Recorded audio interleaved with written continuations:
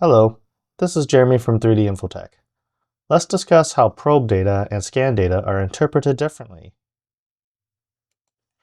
On this crankshaft, we will see how these features will get different results with scan data and probe data.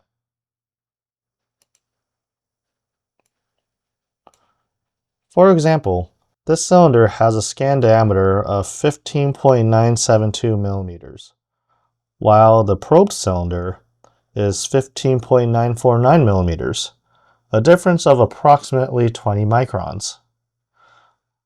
While this plane, the scanned plane, gets a flatness of 0.117 millimeters, and its probed plane gets a 0.056 millimeters.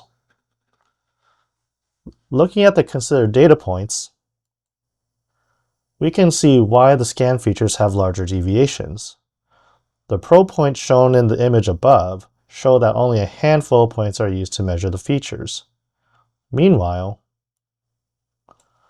the scan feature shown in the image below uses hundreds, if not thousands, of data points to measure the feature, including the same probe points from above. Because scan features paint a broader picture of the feature and include so many more data points than the probing devices, scan features are more likely to have greater deviations since they include all deviating sections of the part. These measurement differences can be an important factor when deciding how to measure a feature. While scan features can better describe how a feature is behaving, probed features can provide potentially lower deviations. I hope this helps clarify how the data types are measured and why they may differ beyond just hardware specification. Thank you for watching.